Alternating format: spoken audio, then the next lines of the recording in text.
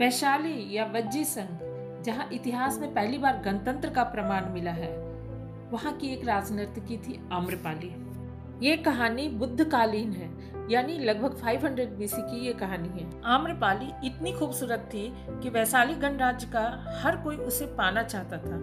अमीरों और समाज के प्रतिष्ठित गण्यमान्य लोगों में आम्रपाली के चलते दुश्मनी न हो जाए, इसके लिए उसे आपस में बांट लिया गया और उसे नगर वधु बना दिया गया, यानी उस पर उस राज्य के सभी प्रतिष्ठित गण्यमान्य लोगों का अधिकार माना गया। आम्रपाली सबों की थी, लेकिन उसकी शादी किसी से नहीं हो सकती थी और राज्य में शांति बनी रहे, इसके लिए आम्रपाली ने ये बात भी स्वीकार कर ली। नमस्कार, मेरे चैनल हिस्ट्री एंड मैथोलॉजी में आप सबों का स्वागत है। आम्रपाली का जन्म वैशाली के किस जगह पर हुआ था और उसके माता पिता कौन थे, कोई नहीं जानता। ऐसा माना जाता है कि वह वैशाली के किसी आम के वृक्ष के नीचे मिली थी। शायद उसकी माता ने जन्म के बाद उसे त्याग दिया था और उसे आम के वृक्ष के नीचे छोड़ दिया था। एक दंपति जो वहां से जा रहे थे, उसे आम के वृक्ष के नीचे एक खूबसूरत से बच्ची दिखी और उसे वो घर ले आए और उसका लालन पालन करने लगे। आम्रपाली जैसे जैसे बड़ी होती गई, उसका रूप निखरता गया और वो इतनी खूबसूरत हो गई कि वैशाली गणराज्य का हर एक गण्यमान्य पुरुष, चाहे वो दौलतमंद जागीरदार हो या समाज का प्रतिष्ठित व्यक्ति, हर कोई उससे विवाह करना चाहता था। और ये बहुत बड़ी समस्या बन गई आम्रपाली के माता पिता के लिए कि आखिर आम्रपाली का विवाह वो किससे करें और किससे नहीं। उन्हें ऐसा लगने लगा कि किसी एक पावरफुल और प्रतिष्ठित व्यक्ति से आम्रपाली के शादी के लिए हाँ करेंगे तो दूसरे अन्य गण्यमान्य उससे नाराज हो जाएंगे। आम्रपाली को पाने की लालसा उन पावरफुल और प्रतिष्ठित लोगों में आपस में दुश्मनी और झगड़े का कारण बन जाएगी और राज्य की शांति भंग हो सकती है।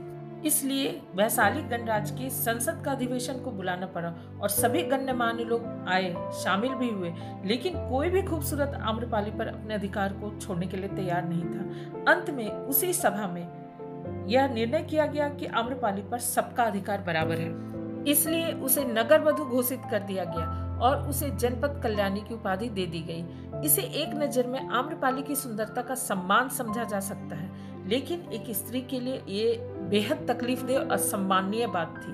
अप्रत्यक्ष रूप से उसे वैशाली गणराज्य की वेश्या बना दिया गया। उसे एक अलग से महल दिया गया और ढेर सारी संपत्ति दी गई। वो राज दरबार की नर्तकी भी बन गई, लेकिन उसे एक विशेषाधिकार दिया गया कि किस अवधि में वो कौन से पुरुष से संबंध रखना चाहती है। ये विशेषाधिकार सिर्फ आम्रपाली का रहेगा। आम्रपाली की सुंदरता की चर्चा अब मगध तक पहुंच गई थी। मगध यानी पाटलिपुत्र और वैशाली, ये दोनों पड़ोसी राज्य थे, लेकिन दोनों राज्यों में दुश्मनी थी। उस समय मगध का राजा बिंबिसार था। उसने भी जब आम्रपाली की सुंदरता के बारे में सुना तो उसकी भी इच्छा हुई कि आम्रपाली से मिलने की, तो वो भेष बदलकर आम्रपाली के पास पहुंच गया। कहते हैं कि आम्रपाली को बिंबिसार से एक पुत्र भी हुआ, जो बाद में बौद्ध भिक्षुक बन गया। एक बार वैशाली और मगध के बीच युद्ध छिड़ गया था। उस समय बिंबिसार जब आम्रपाली के पास आया तो आम्रपाली को पता चल गया कि वो मगध का राजा बिंबिसार है। मगध उस समय बहुत ही ताकतवर राज्य माना जाता था। शायद वैशाली उसके सामने टिक भी नहीं पाता। आम्रपाली ये बात अच्छी तरह जानती थी, तो उसने मगध के राजा बिंबिसार से युद्ध को समाप्त कर देने का आग्रह किया। बिंबिसार ने आम्रपाली की बात का सम्मान रखा और मगध की सेना को वापस मगध बुला लिया। इस तरह वैशाली को युद्ध में बर्बाद होने से आम्रपाली बचा ली।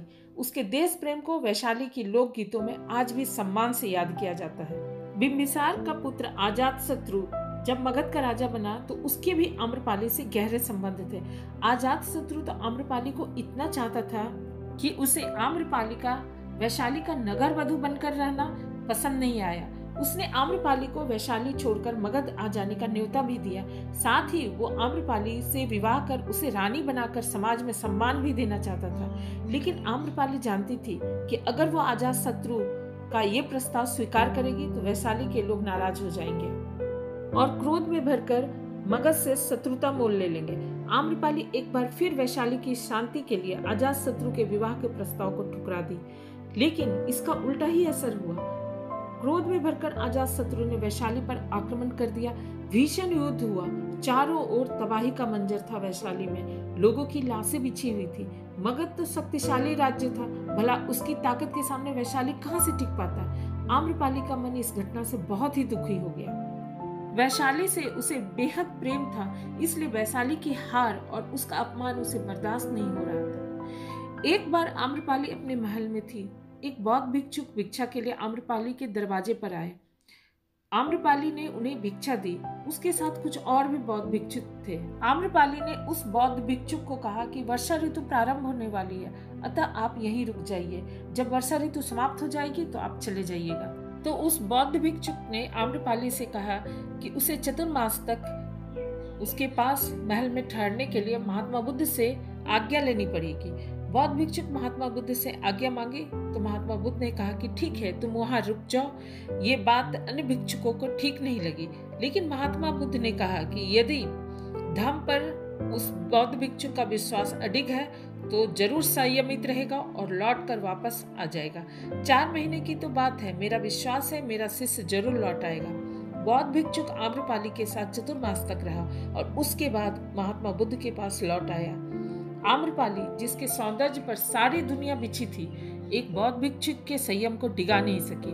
आम्रपाली खुद बौद्ध भिक्षुक के व्यक्तित्व, उसके संयम, उसके धम्म में अटल विश्वास से सम्मोहित हो गई और बौद्ध भिक्षुक के पीछे पीछे महात्मा बुद्ध के पास चली गई और महात्मा बुद्ध से यह आग्रह की कि वो भी बौद्ध भिक्षुनी बनना चाहती है। इस तरह महात्मा बुद्ध के शरण में आ गई और बौद्ध भिक्षुनी बन गई। उम्मीद है आपको ये वीडियो जरूर पसंद आएगा। अगर पसंद आए तो जरूर लाइक कीजिए, दोस्तों के साथ शेयर कीजिए और मेरे चैनल को जरूर सब्सक्राइब कीजिए। Thank you.